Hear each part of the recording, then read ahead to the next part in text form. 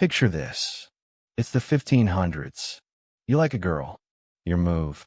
You shove a sliced apple into your armpit, sweat on it all day like a gym bro who skipped shower day, then hand her the sweaty fruit as a romantic gift. And she eats it willingly. Welcome to Dating Before Tinder, where rizz meant your pheromones and a piece of produce. We like to think medieval people were repressed prudes who only talked about God and dying of plague. Wrong. These people were thirsty, chaotic, and running a courtship system that makes modern dating apps look tame. Let's start with the apple thing because I promised you, and you deserve closure. This is called a love apple tradition, big in German and Austrian villages. A woman would keep a peeled apple tucked in her armpit during a dance, let it soak up a full evening of sweat, then give it to the guy she was into. He'd eat it on the spot. Basically, before genetic compatibility tests, before cologne ads, people just went, yep, that's the smell of my future spouse, and committed.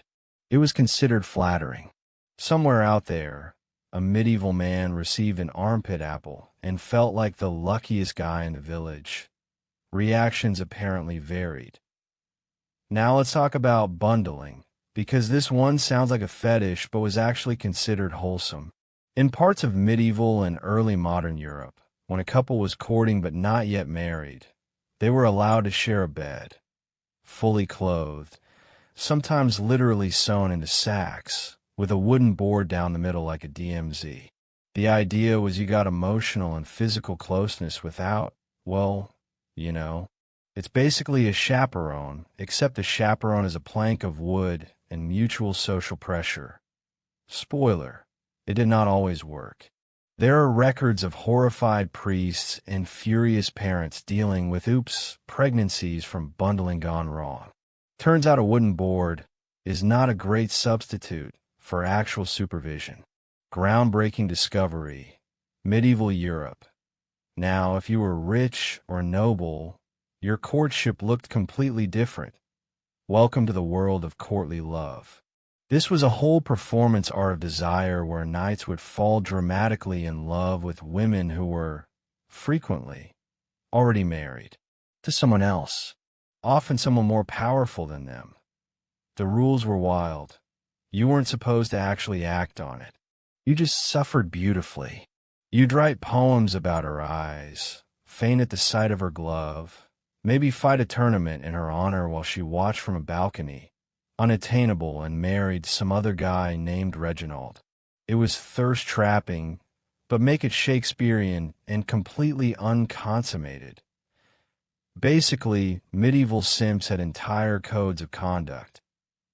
Of course, for most regular people, none of this romantic agony stuff mattered, because your marriage was arranged before you could even grow a mustache. Parents negotiated marriages like business mergers, because that's basically what they were. Land, alliances, cows, whatever assets were on the table. Love wasn't really the point. Compatibility wasn't really the point. The point was, does marrying this person get my family more land, more protection, or more livestock? Somewhere in a village, a 14-year-old found out he was engaged the same day. He found out what engaged meant. But hey, if the arranged marriage wasn't clicking, there were other options. Love magic was a real cottage industry. People used charms, potions, even specific herbs believed to make someone fall for you. Basically, medieval people invented manifesting, except with more nettles and possibly poison. Results, unsurprisingly, mixed. There's also the origin of Valentine's letters here. Sending someone a written declaration of love was becoming a whole thing by the late medieval period. It's basically the ancestor of the 2 a.m. you up text, except with better penmanship and higher stakes, because if her father intercepted it, you could be in actual trouble. Fathers were essentially the original spam filters. And this is the part of the video where I tell you medieval and early modern England had a documented, semi-legal practice called wife selling. Yeah, if a marriage wasn't working and divorce wasn't realistically available to poor people, Some husbands would literally walk their wife to a public market, put a rope around her, and sell her to another man, often prearranged, sometimes even to a guy the wife actually preferred.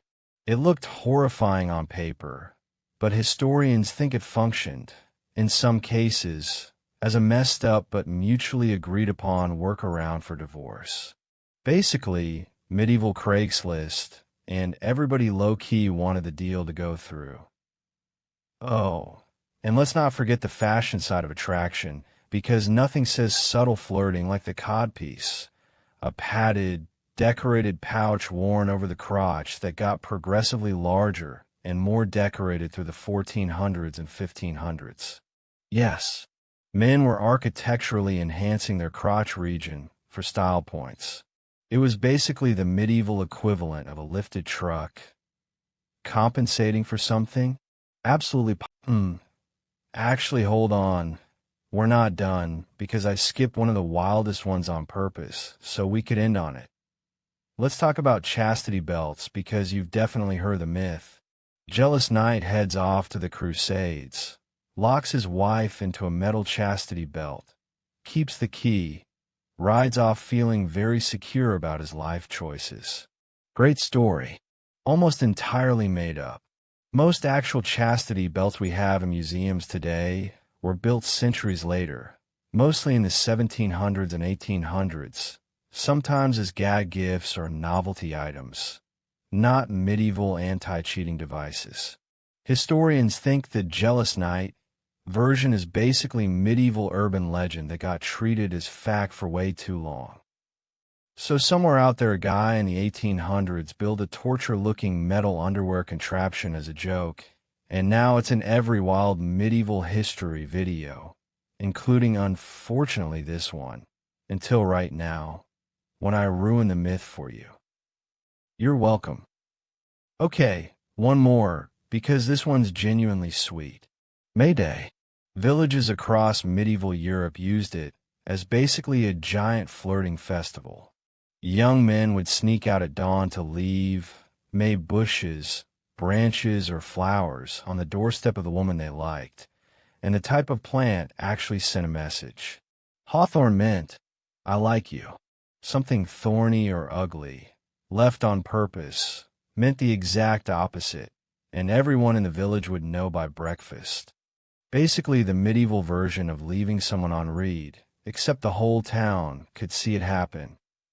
So yeah, armpit apples, wooden bed dividers, unconsummated nights simping, arranged marriages, love potions gone wrong, a wife-selling market, oversized codpieces, a completely made-up torture myth, and a flower-based village group chat. That was dating before dating apps. If you made it this far, congratulations. You now know more about medieval thirst culture than most historians bother to teach you in school. This has been the Kronix Codex, where history's dirtiest, unheard, unhinged secrets get the respect they deserve, which is none. See you next time. Thank you so much for watching. Take care.